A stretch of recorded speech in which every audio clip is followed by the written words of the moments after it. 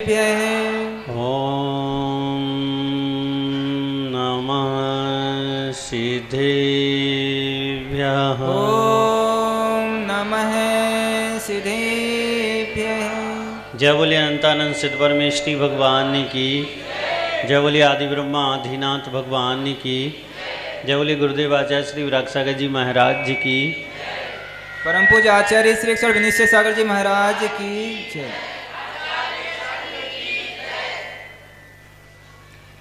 भव्य आत्माओं,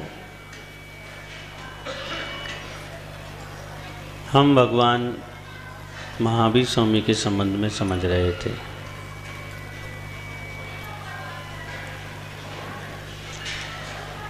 शुरुआत करते हैं।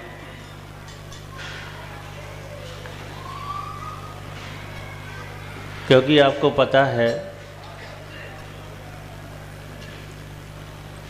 जीव का कहीं से कोई प्रारंभ नहीं है।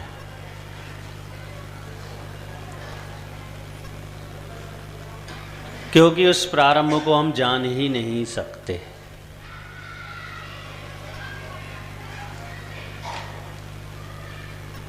लेकिन पर्यायों के माध्यम से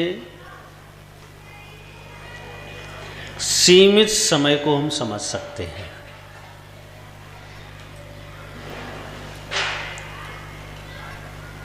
तो वैसे आगम में भैया ध्यान रखो ये। वैसे ही आजकल मन नहीं लग रहा है तो माइक गड़बड़ कर दे तो और मन नहीं लगता। वैसे आगम में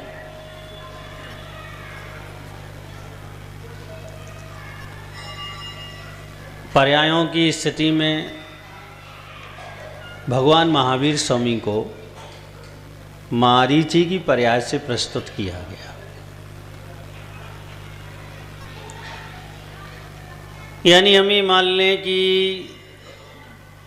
अब सपनी के प्रारंभ होने से पहले जगन्न भूभूमि में लगभग प्रारंभ अवसपणी में। आपको पता है कि वो किसका पुत्र था और किसका पोता था।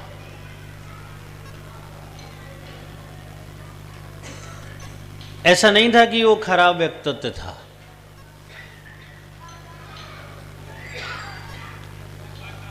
सामान्यतः भी आप देखते हैं तो पोते दादा का अनुसरण करते हैं।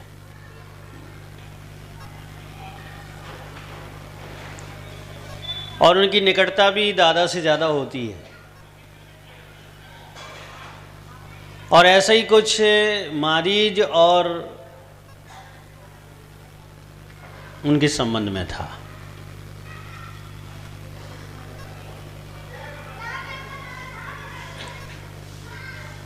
उन्होंने दीक्षा ली, यानी भगवान आदिनाथ ने दीक्षा ली तो फिर उसने भी दीक्षा ली। अब इस बात से अनुमान लगा सकते हैं कि वो कितना अच्छा व्यक्तित्व होगा कि जिसने अपने दादा का अनुसरण करके निर्ग्रंथ दीक्षा ली।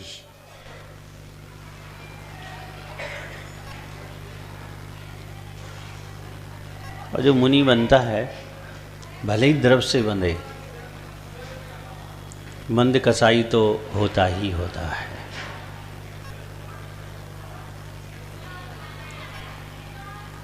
और मुनि बनने के बाद कुछ ऐसे निमित्त मिले जिससे उसे अहंकार आ गया।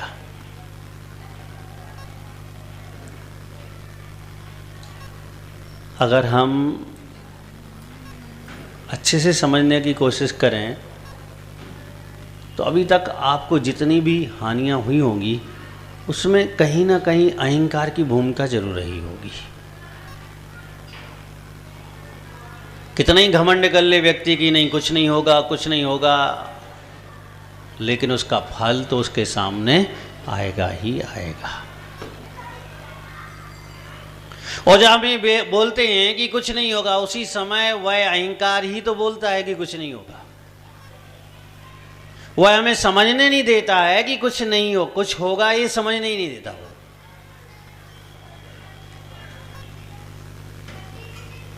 और मुनि मारीची को भी तो यही अहंकार था।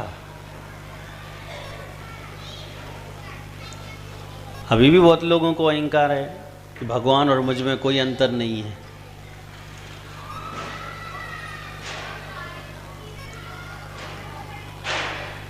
तो आपने देखा होगा वो मुनियों के पास नहीं आते, उनको नमोस्तु नहीं करते।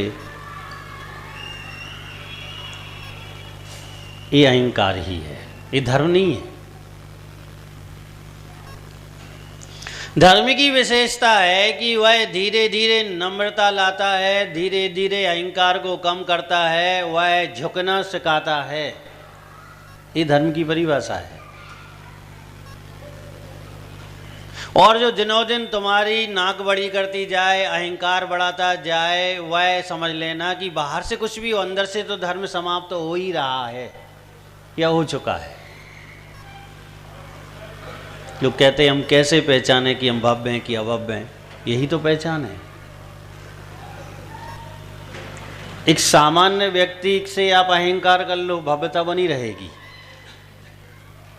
लेकिन देवशास्त्र गुरु के सामने अहंकार करो, कैसे भव्य हो आप? हो ही नहीं सकता ऐसा। अगर आप घर गृहस्थी में अहंकार कर रहे हैं तो फिर भी मान सकते हैं कि भाई ठीक है, फिर भी भव्यता है इसमें।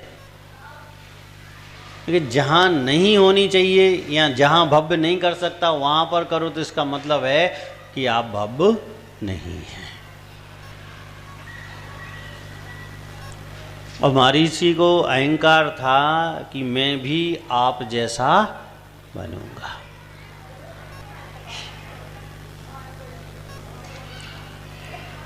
और जब लोग ये भूल जाते हैं कि आप जैसा बनूंगा, बन सकता हूँ नहीं, तो फिर अहंकार आता है। उसने ये मान लिया कि आप तीर्थंकर और मैं तीर्थंकर। कभी कभी आपने देखा होगा इंतजार नहीं होता भोजन का, जैसे इतनी आकुलता होती कि इंतजार नहीं होता। समय तो उतना ही लगता है, लेकिन आकुलता धीरे धीरे क्या होती है, बढ़ती चली जाती है। और अनियमितताएं भी हो जाती हैं, क्रोध आ जाता है, अपशब्द निकल जाते हैं,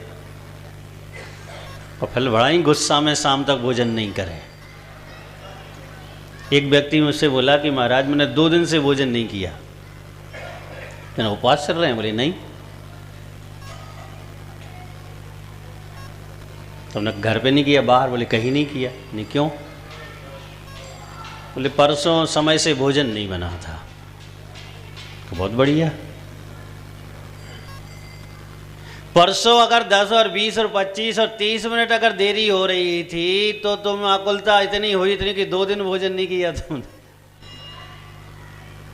बताओ, 30 मिनट नहीं करते और 2 दिन अच्छे से भोजन करते तो लाभ होता कि हानि होती? लाभ होता। आपके साथ भी ऐसा होता होगा, ऐसा नहीं है, होता है। और जहाँ धैर्यता नहीं होती है वहाँ आकुलता बढ़ जाती है, और असमय में हम कार्य की सिद्धि करना चाहते हैं जिससे कार्य की सिद्धि होती ही नहीं है। एक समय होता है, हर चीज़ का समय होता है। 6 महीने का बच्चा सोचे कि मैं 1 किलोमीटर की दौड़ में भाग ले लूँगा तो ले लेगा क्या? वही बच्चा 18 साल का हो जाए, 25 साल का हो जाए तो 5 किलोमीटर की दौड़ में भाग ले सकता है। और ये सारी बातें धैर्यता हमें समझाती है, हमारे अंदर का जो दृढ़ता है वो समझाती है कि किस कार्य को हमें कब करना है और ये कार्य कब कीमती होगा। वरना अहंकार बढ़ता जाएगा और कार्य की कोई कीमत नहीं होगी।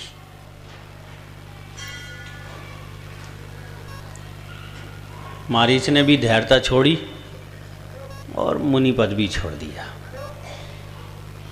जब गंभीरता समाप्त होती है, धैर्यता समाप्त होती है, तो अच्छे अच्छे पद सबके छूट जाते हैं। संसारी तो है और वो भी संसारी है। और जब अहंकार चढ़ जाएगा, क्रोध बढ़ जाएगा, धैर्यता अलग हो जाएगी, दृढ़ता छूट जाएगी, तो परिणाम तो यही आना है। पर ये अनादिकाल से सिस्टम है। आज से करोड़ों वर्ष पहले भी ऐसा हुआ, उसके और पहले भी ऐसा हुआ, उसके और पहले भी ऐसा हुआ, और आज भी ऐसा हो रहा है या हो सकता है। ये आश्चर्य करने की जरूरत नहीं है। इसमें किसान बहुत अच्छा बीज बोता है, लेकिन कुछ दाने खराब उत्पन्न हो ही जाते हैं। 1000 दानों में 50-100 दाने ऐसे होंगे जो कोई काम के नहीं होंगे।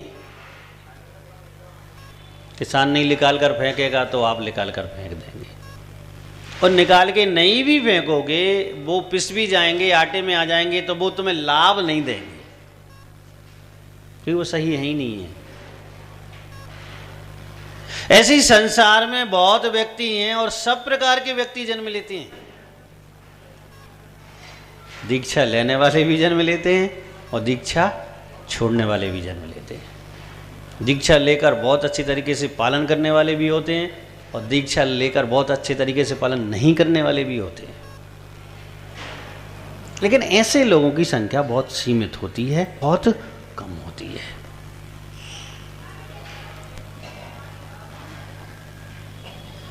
चालू है। इसका मतलब कि संसार ऐसे ही चलता है और ऐसे ही चलता रहेगा। हमें आश्चर्य प्रकट नहीं करना चाहिए और अपनी आस्था को भी हमें कम नहीं करना चाहिए। इसको हमें बड़ा ही रखना चाहिए। हमारी इसने भी ऐसे ही अहंकार करके दीक्षा को छोड़ दिया, यानी पुनः ग्रस्त अवस्था में आ गया।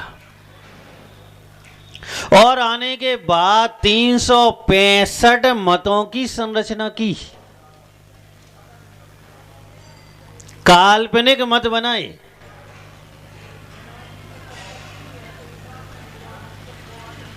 आपने देखा होगा जो चित्रकारी करता है वो कल्पना से बहुत सारे चित्र बना लेता है, लेकिन उस चित्रों का सत्य से कोई संबंध नहीं होता।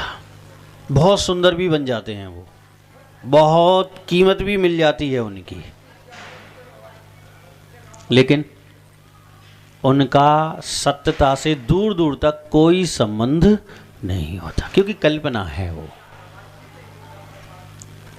और अगर आप किसी सत्य घटना को चित्र में उतारेंगे, सुंदर भी नहीं बनेंगे, तो भी सत्यता से उसका बहुत गहराई से संबंध होगा।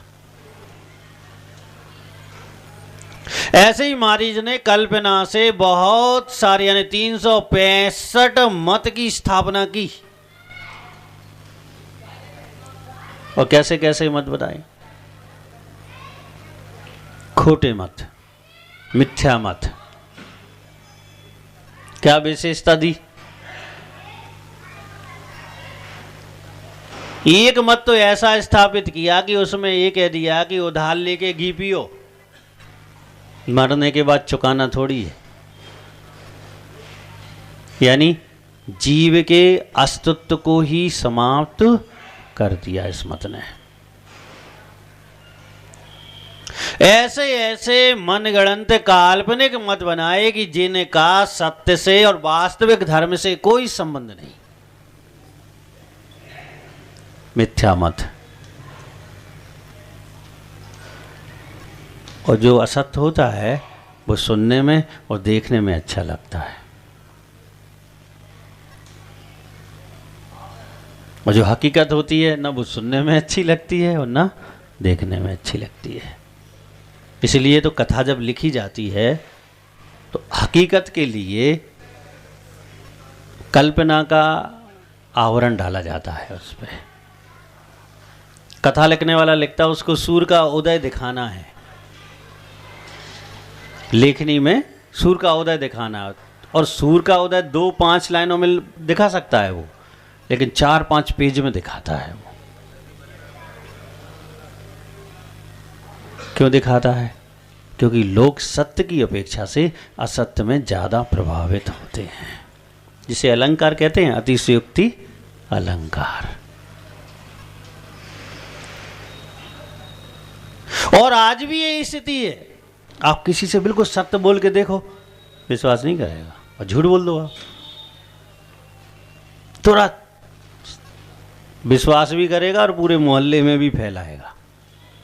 2 काम करेगा। और तुम सत्य को खुद भी नहीं सुनेगा, दूसरे से भी नहीं कहेगा। वो कह के देखो किसी से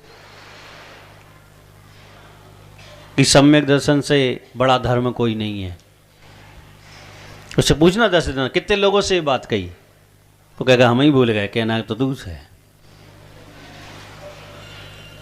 और किसी व्यक्ति की, किसी धर्मात्मा की बुराई करो उससे आप, फिर पूछना 10 दिन बाद, वो कहेगा मुझे याद ही नहीं मैंने कितने लोगों से कह दिया। खुद ही भूल जाएगा कि इतने सारे लोगों से मैं कह चुका ये बात। और यही कारण है कि जब सत्य नहीं समझने की कोशिश करते हैं तो वास्तविकता समझ में आती नहीं है।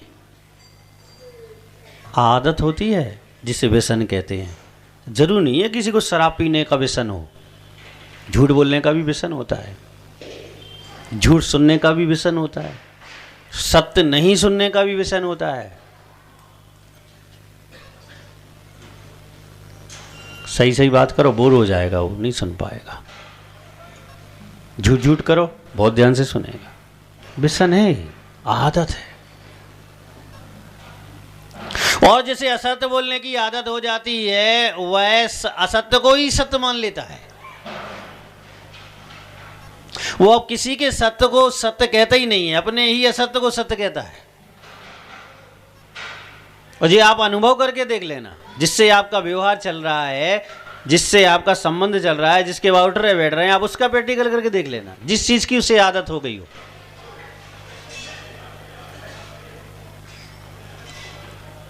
अगर किसी को कान खुजाने की आदत है तो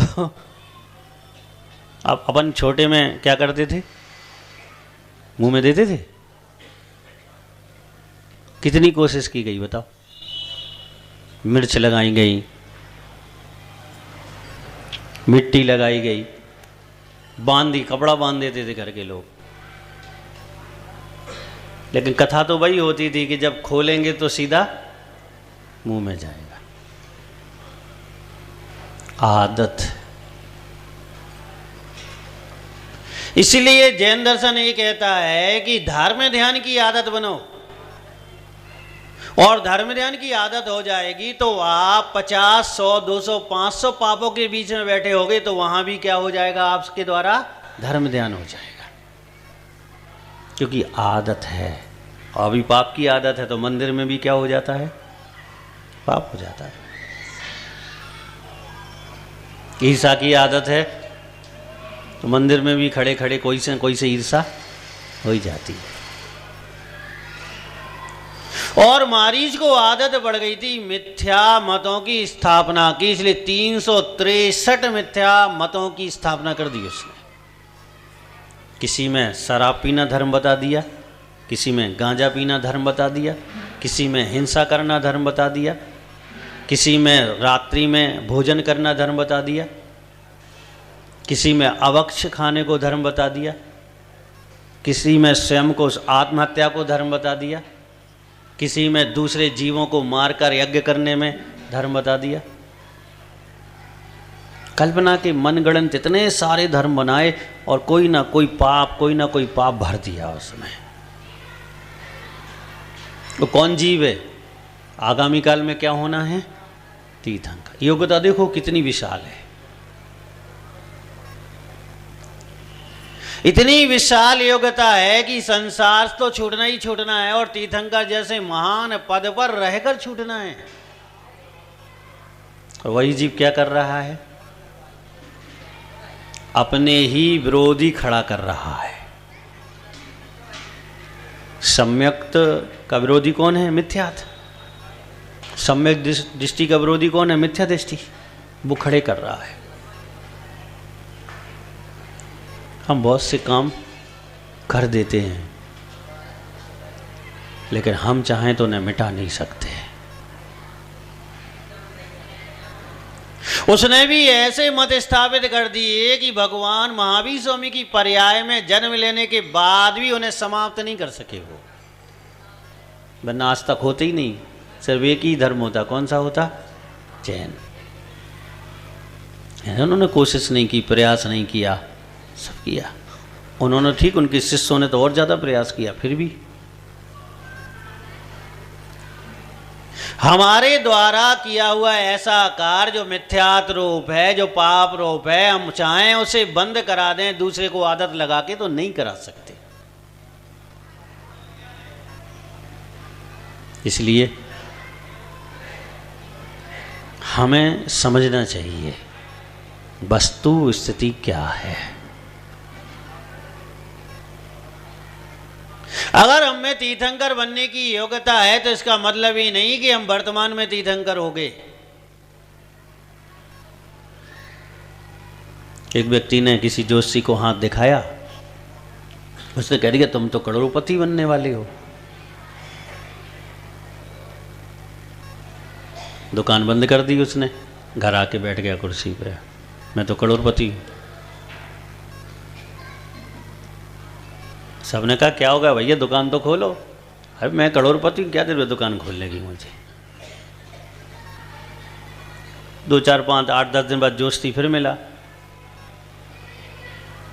उसने पूछ लिया भैया फ्री काहे बैठे भाई, तुमने तो कहा था करोड़पति बनने वाले हो। उसने कहा दुकान पे बैठो, दुकान खोलो, फिर करोड़पति बनोगे। तो कुर्सी पे बैठे बैठे करोड़पति कभी नहीं बनोगे। अगर हमारा भाग्य अच्छा है और हमारी कोई भविष्यवाणी करता है या अनुमान से भी कहता है तो हमें वैसा पुरुषार्थ भी तो करना पड़ेगा। और अगर वैसा पुरुषार्थ नहीं करेंगे तो हमारा भाग्य भी बदल जाएगा। पुरुषार्थ में बहुत ताकत होती है, भाग्य बदल देता है वो तुरंत। बहुत पुण्य हो, प्रमादी हो जाओ, प्रमाद पुण्य को पाप में बदल देगा।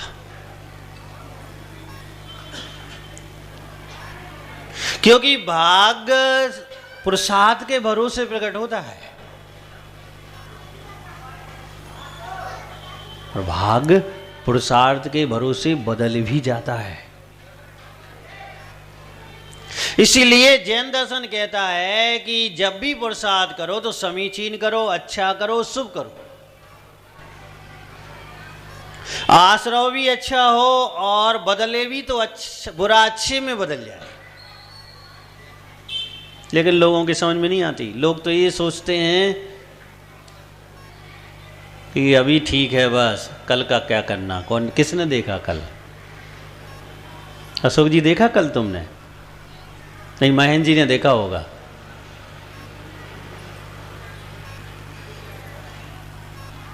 किसने देखा? और कल देखने के लिए रहोगे कि नहीं रहोगे, भरोसा है क्या किसी का? कोई भरोसा नहीं। और मारीज के जीवन परिचय से हम अच्छी तरह से समझ सकते हैं कि वास्तविकता में जीवन हमें कैसा जीना चाहिए। इतना महान व्यक्तित्व और इतना महान व्यक्ति बनने वाला बीच की स्थिति में क्या स्थिति हो गई उसकी। इतना विरोध किया, इतना विरोध किया, इतना विरोध किया भगवान आदिनाथ का, अपने पिता भरत चक्रवर्ती का, समीचीन धर्म का, और जब तक मर नहीं गया तब तक एक ना एक मत स्थापित करता चला गया। फिर परिणाम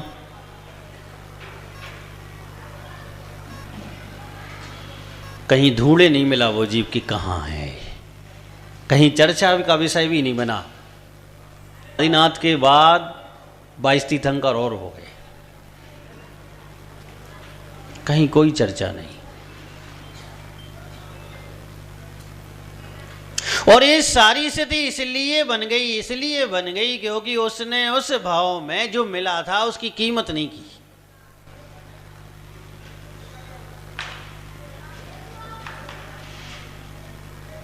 आपके साथ भी या किसी भी व्यक्ति के साथ भी ऐसे ही होता है। जो है हम उसकी कहाँ कीमत करते हैं, जो नहीं है उसकी कीमत करते हैं। अभी आपके घर में सोना तो हो गई होगा 2 तोला, 4 तोला, 10 तोला, 20, 25, 50, 25 से कम तो शायद कोई के पास नहीं होगा। जैनों के पास इतना तो गारंटी हम ले सकते हैं। क्या कीमत है वो की बताओ? रखो है तिजोरी में, अच्छी सीप रखा है, बंद है। और अब धनतेरस आएगी, दुकानदार के पास पहुंच जाओगे, 1 तोला ही खरीदना होगा, 2 तोला, उसकी कितनी कीमत करोगे आप? 5 दिन पहले से घर में चलो सोना खरीदने चलना है, सोना खरीदने चलना है। पैसों की व्यवस्था बनाओगे क्योंकि नकदी में लेना है। 25, 50, 100, 200 तोला की कोई कीमत नहीं है। और 2 तोला खरीदने हैं तो उसकी कीमत कितनी है? और जैसे ही वो खरीद लोगे और 2-4 दिन यूज करने के बाद वो 25, 50, 100 तोला में मिल जाएगा जाके, फिर उसकी कीमत कुछ नहीं।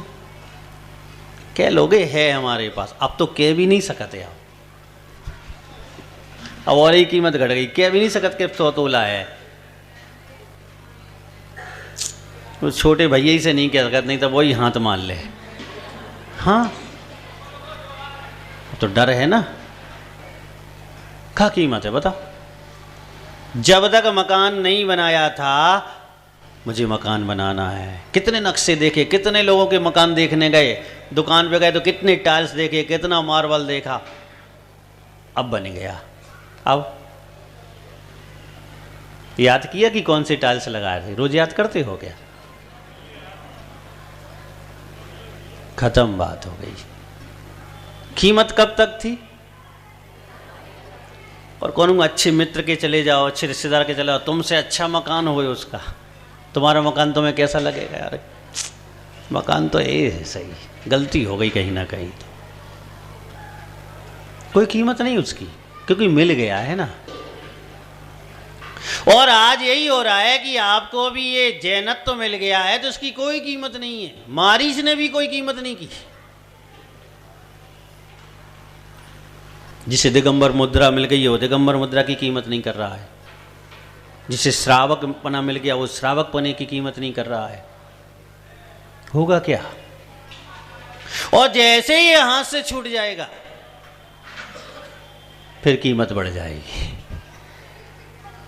निगोद पहुंच जाओ, जाने तो है ही महाराज, कछु करो आप, चाहे आप कछु कर लो, क्योंकि तुम्हारे बिना करे तुम बच नहीं सकते हो, हमारे करे तो तुम बच नहीं सकते हो। तुम्हें ही करने पड़े बचने हैं तो फिर सबकी कीमत हो जाएगी। फिर ये विचार आता है चेतना में कि वनस्पति एक इंद्रिय हो जाते, वृक्ष ही हो जाते, निगोद से तो बाहर निकलते, पानी के ही जीव हो जाते। एक विचार आता है वहाँ कि कम से कम 5 तरस पर्याय स्थावर पर्यायों में तो चले जाते। कहाँ फंस गए आगे? कहाँ मनुष्य भाव मिला था और कहाँ स्थावर पर्याय की कीमत बढ़ गई। अभी स्थावर पर्याय आपसे कहो एक इंद्रिय होना है, कहोगे हो होना है, कोई कीमत नहीं है। लेकिन जब वो हो जाओगे तो कीमत किस चीज़ की बढ़ जाएगी? उससे बड़ी की कीमत बढ़ जाएगी। और अगर हम मारीच के जीवन चरित्र को देखें, अच्छी तरह से देखने की कोशिश करें, तो हमें ये समझ में आता है कि उससे बड़े वाले आप हो। बड़े वाले कम से कम उसने टिकट तो ले ली थी हाथ में, और आपने तो वह भी नहीं ली।